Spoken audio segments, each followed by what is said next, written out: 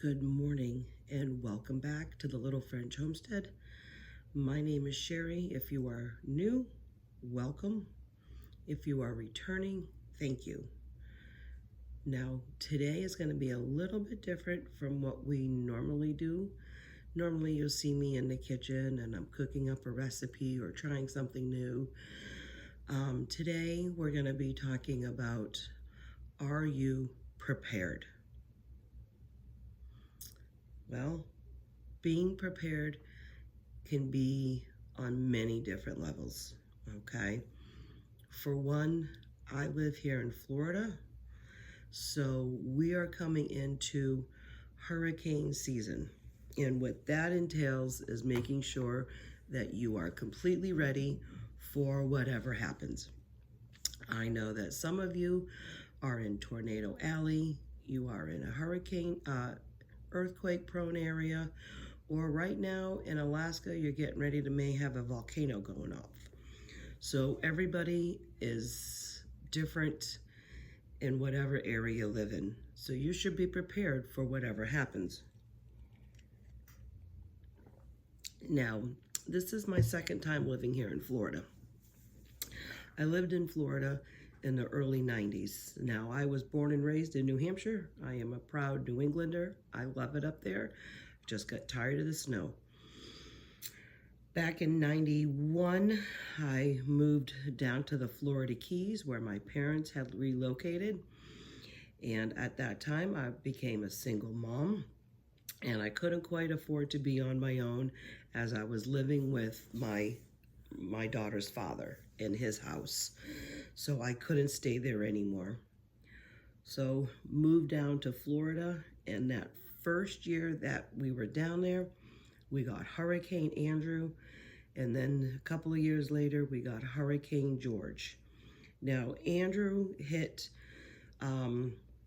Florida City, Homestead, Miami-Dade area, but we were in the Florida Keys. There's like 3 sections of the Keys. There's the upper Keys, the middle Keys, and the lower Keys, and we lived in the lower. So yes, we had no power, but no, we didn't have any major damages or anything like that. And we really weren't prepared because my parents, this is their first time going through one. And we didn't really know and prepare well, let me just say. I thought it was kind of funny when my mom had set the alarm for the coffee. I still remember this to this day. And it was supposed to go off at like 5:30, but we lost power at 2 o'clock in the morning. So they had no coffee. I wasn't a coffee drinker at that time frame, but there was no coffee. And my mom has said, next time we lose power, there's a storm, I'm going to make sure I make the coffee and let it sit in there. We can always heat it up on the grill. And that's exactly what they did after that. Hurricane George, we did leave the Florida Keys for that one because that was hitting like the lower parts. We went all the way up to, I think it was either Sebring or Arcadia or something like that, Florida. And we stayed there for a few days. When we came back, we ended up finding out that there was about 5 feet of water through our entire neighborhood. Thankfully, our house was on stilts, but not everybody else's was. So there was a lot of damage. If I remember correctly, I remember some people saying that they were floating on their mattresses and they were sharing their mattresses with rats because that is how high that water went. Never want to do that. It's not fun, especially not knowing even if you're going to live or die, because those are very extreme situations. Now, my parents moved back to New Hampshire in early 2000. I had continued to stay down there. I had gone through then Hurricane, it was Rita, Wilma, but we also had Katrina. Now, Katrina didn't do really that much damage to the Florida Keys. Unfortunately, it took a really nasty toll in New Orleans, and that was actually devastating for the people in that area. But we ended up getting Wilma, which Wilma didn't get a lot of coverage because Katrina was still being severely dealt with in the media, which is totally fine. But Wilma actually did do a number on the lower keys as well. I remember going after we were allowed back into the Key West area, Kmart, which was on one side of the riverbank. There was North Roosevelt Boulevard, and then there was some big shopping centers. And Kmart was the parking, the clothes and everything in there were floated across the street and into the shallow part of the Bay Area. So it was really devastating. A lot of cars, car dealerships were lost. You can't recover from salt water. The cars don't like it. So when my husband and I talked about moving to Florida after we came back here on vacation in 2018, we had decided that, when we move here, we really need to make sure that we got prepared. Now, my husband grew up in the Bahamas, if you heard me say this before, so he was well prepared on dealing with that. They had many storms out over there. In the Bahamas, you can't go to another island. You're pretty much stuck on that island. And thankfully in Florida, you can move up. You can go to Georgia, you can go to Alabama, you can go to Mississippi and all that. So with them, you can't go anywhere. You just have to have to hunker down and make sure you're really prepared. Still having my tea, hold on. And it's awful if you're there by yourself and you don't have anywhere to go. And so as we talked about it, we said, when we come down here, we're going to make sure we have a plan. I want to make sure that my family is well prepared. Now, we're not hoarders. We're not overstocking ourselves or anything like that.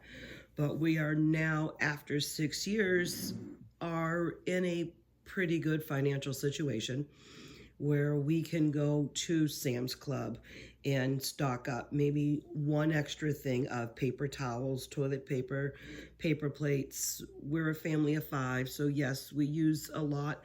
I tried using just regular plates. We only have, I think, like 7 or 8 of them. Yes, I could go buy more, but we do have a lot of, snacks and stuff. So the small little plates and everything, we'd have a full dishwasher every single night between the cups and the regular plates and all that. So paper is fine for us for right now.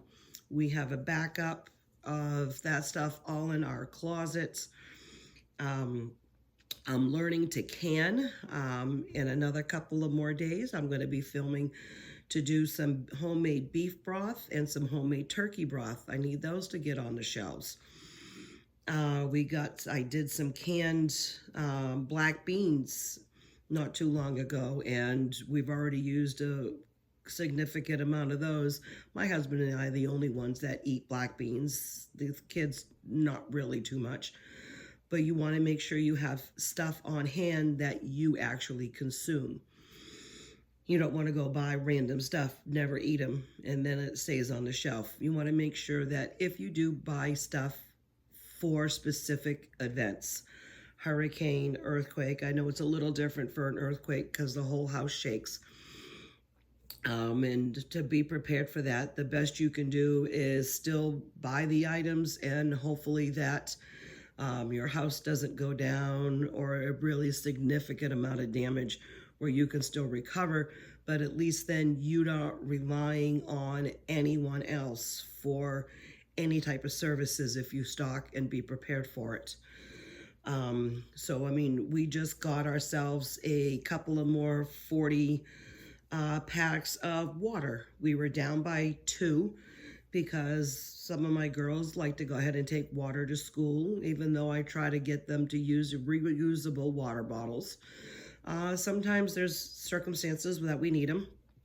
So I make sure that we have that rotation. So this past Sam's trip, we went and picked up 2 more cases, so now we have 5.5 cases of water. We've stocked our pantry with canned goods. We got corn, peas, green beans, some soups. Publix right now was doing some buy one get one free on some Progressive soups, and then they had a $1 coupon off. So I went and got 4 soups. I just got chicken noodle and stocked up on that. In one of my videos, you have some dry gravy mixes. You also have dry chicken bouillon and not bouillon, but gravies and stuff in there. You are certainly able to substitute any milk to make it into a bouillon base. And there is some kind of a nourishment, if you need it, that you can just use hot water with. I've told my husband in the last couple of days, we need to go out and fill up our 2 propane tanks for the grill. We've been using the grill a little bit more lately. Just the other day, we had made some steak fajitas, and I had him cook it out on the grill. It was absolutely perfectly cooked. He did a phenomenal job. But we probably have about a half a tank in that, and then the other one is empty. I want to make sure that we have backup. Last year, we had Hurricane Milton and Hurricane Helene come through here. Thankfully, we are still inland enough Florida to where we did not have any major damage. We did lose power for both those time frames. I want to say maybe it was 12, maybe 15 hours of power loss. Thankfully, most of it was on overnight. So it pretty much went, I think around 12:30, 1 o'clock in the morning, we lost power. So when everybody got up, the power was off. Some of the kids were like, oh my goodness, we can't get on the internet. And I'm like, who cares? But we did call my mom and dad. They had power, so we were able to go over, hang out with them, eat, have coffee, tea, have a little bit of something, hang out there for a little bit. And then we came back home probably around the mid-afternoon. And I think our power came on like around 6:30, 7 o'clock. So I was still able to make dinner. And we had a very quiet then evening after that. But it happened both times. We did look at the Generac to see if we can go ahead and hook up power for the whole house during this time frame. Unfortunately, it was not in our budget right at the moment, but it's on the back burner, but we're still looking at other viable options. So I want to make sure we are prepared. You need to make sure that you and your family are prepared for whatever situation. I have been watching the news going on in Alaska for that volcano that's ready to go. I do have a couple of YouTube channels that I do like watching that are in Alaska, and they are doing the same thing right now. They are making their self prepared because they don't know. I mean, it could go off today, it could still go off in another month or so, but they're being prepared for it. They're making sure that their feed for their animals, the feed for them, they got to feed themselves. They did a big supply run to get all their essentials. And so it makes you want to remember, hey, you don't really rely on the government, okay? You can't rely on the government. I mean, look how much, how long it took for FEMA to get to New Orleans and the Superdome for water, okay? The people in Asheville, North Carolina are still struggling up over there. All the the wildfires that happened in California, and the unpreparedness of the government up there of not having and maintaining some of their water supply to help put out the fire. Yeah, I know that the Santa winds, did play a good part in that, but you also want to make sure that you're in a town, in a county, and in a country, state that has prone wildfires, you want to make sure you're prepared for that. And the government needs to prepare. I mean, these people had less than 15-minute warning before their whole house was going to be destroyed. I blame, California governor on that one. He should have been way more prepared for that. But we can't take it upon ourselves to wait for the government to come and help us. So we need to make sure we are prepared. So if you live in any of these areas, look up your state, preparedness. Go to FEMA. FEMA.com is really good for preparedness. There's another one called ready.gov where you can look at hurricane situations, because hurricane is just not for Florida. You've got the entire Gulf of Mexico. You got all of the East Coast going all the way up, and even too on the west side, you have the Mexico, the Baja Peninsula, all of California stuff. Any one of these areas can get a hurricane, and you want to make sure that you are stocked and prepared. I'm not going to go over the whole list, but I mean, you need 3 gallons of water per person per day, and they like you to have at least 3 to 4 days worth of water. Well, I mean, we live on a well, so if we lose power, we're out of luck. So I have 2 bathtubs. I have, a 50-gallon water tank outside. I haven't filled that yet, but if the event of when we get one that's going to come more head on to us, I'm going to go fill that up, and I'm going to make sure I have it. I've got 12 chickens out in the back. I'm going to need to make sure that they also have water. You need to make sure that your animals and your pets have water and extra food. I've got 4 cats that are in the house. They need to have that water. They also need to make sure that they have enough food. Thankfully, I always buy a backup. Once I empty out their dry food and put it in their, I have a Gamma container that's, I think, like 60 pounds. Once I fill that all up, I make sure that I go to where I order my food, and I get another thing of dry food, and I get another thing of wet. And if I happen to need any more kitty litter by then, I always grab more kitty litter. Sometimes it's maybe $100, but I always make sure I don't run out. Government's not going to give me cat food when other people could be starving. You need to make sure you have all that on hand. You need to make sure you know how to cook it all too, for your food. Not the cats. We don't want to eat the cats. Your food. So if you don't have a propane or a gas stove like I don't, I have electric.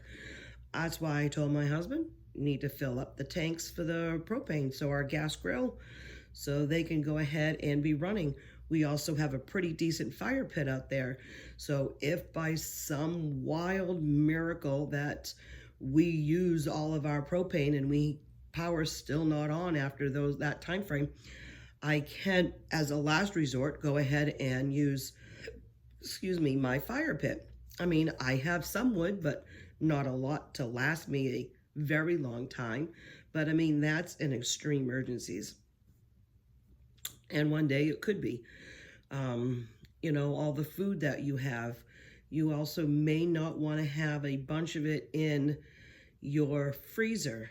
Okay, because your freezer chest, if it's more than 48 hours that you're out of power, some of that stuff's going to go bad.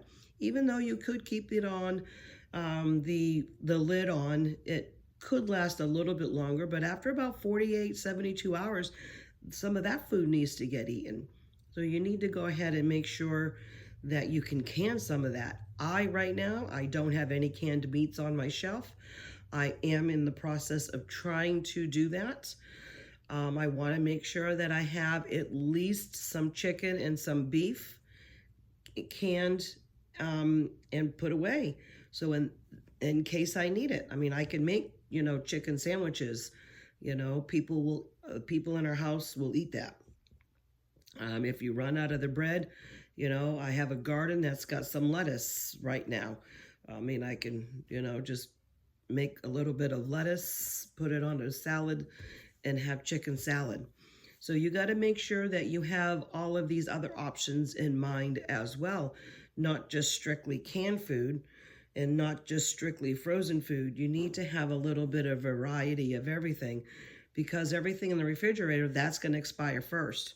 So you need to make sure that you eat whatever is perishable first and then work your way to all the stuff that is going to go bad next. So it would be your refrigerator items, then your freezer items, your pantry items, and then your canned good items. So, I mean, if you stock up well enough, you could probably make it. We're a family of 5. If I plan right, we could probably last about good 2-3 months on our food right now.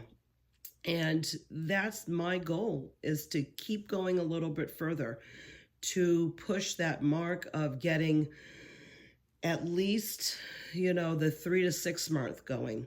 I don't really necessarily have to back up on all the supplies of, like the paper towels and the paper plates. But I mean, at least if I can do, still the toilet paper, because we don't want to end up like we did in 2020 with no toilet paper. But at least for the food supply and even the water supply, I mean, right now, yeah, I've got 3-4 days worth of water. So eventually I need to get a little bit more than that. I mean, I could be able to drink the water that's out of the tubs. I would have to sterilize it. I'd have to boil it out on the grill and, wait that 10-15 minutes and then let it cool, and then we'll be able to drink it. I do have some pure, what do they call, the aqua tabs that you could put in your liquid if it really comes down to it. I don't really want ever to do bleach, but we have bleach if it's the absolute 100% necessity that we need it for. Yeah, I could probably add a drop or 2 in bleach to help, chlorinate and clean out the water to make sure we get rid of all the bacteria in it. But as I was saying, though, is you really want to make sure that you are well prepared. For us, hurricane season starts May 1st, and June 1st. June 1st. And it goes right until November 30th. And we need to make sure that we are in that process of being stocked. We're almost at the beginning of April. We are now towards the end of March. So we have about 2 more months to go ahead and get what we can in that time frame. Now, I'm certainly not going to go outside my budget, and neither should you. So I'm not telling you to run out and go $300, $400, $500 worth of food right now. I'm just saying that maybe every time that you go to the store, maybe buy an extra can or 2 of backup, whether it's soup. Soup would be a little bit better than maybe like a canned vegetable, but either one, if it's on sale. You hear me, I've been shopping a lot more at Publix lately. I've noticed that the Walmart prices are still in my area, are just as high or about the same as Publix. And at least Publix does buy one, get one free. Walmart doesn't do any of that in my neighborhood. I can go to Winn-Dixie too. They do a lot of buy one, get one frees. I just find that Publix does a little bit more of what I look for. So if you have an area, a place where you have, in New Hampshire, they have a Market Basket, and I absolutely loved Market Basket. They had the best prices and the nice low prices that you were looking for. And I had to travel an hour and a half away because there wasn't a Market Basket in my area. And I would literally save every little penny that I could. With a family of 5, you need to. And then I would make one big trip about every 2 months. And I would go down there and I would buy $300, $400, $500 worth of food, and I would bring it back to my house. I mean, I had a minivan at the time, and that minivan was overflowing, and that's the way I wanted it done. And I stocked up my shelves. Yes, we ate through it, and if I had to go to either a Shaw's or a Walmart up there to do any kind of replacements if we ran out or ran low on something, but I could not beat the market basket deals. And so here at Publix, we kind of do the same thing. I go in, I look around, see what we need, buy one, get one free apple juice. Of course, I'm going to do that. Buy one, get one free. They had buy one, get one free. What was it? The sirloin tri-tip steaks. Of course. I bought two that were roughly the same price. I think it was like $17. So I got a $17 steak for free. So those are the kind of deals that you're looking for in order to stock up your pantry to get yourself better prepared for an emergency. We got to remember, government's not going to come and help you. FEMA's not going to really come and help you. Or if they do, it's not going to be right away. So get prepared, stay safe out there. And I want to thank everybody who has been watching me recently. You are making me really happy and really proud to want to continue to do this. I am, again, I've said this in a couple other videos that I am really blown away of the support that you guys give all us YouTubers out there. And I am very thankful for everybody who watches me, who subscribes to me, who comments, who likes, and who shares. Thank you from the bottom of my heart.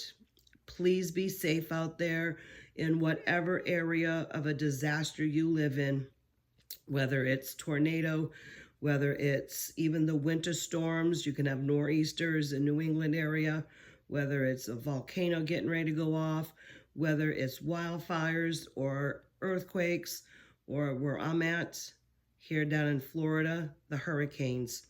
So please be safe out there, and thank you for watching. Have a great night, and please keep on cooking. Bye.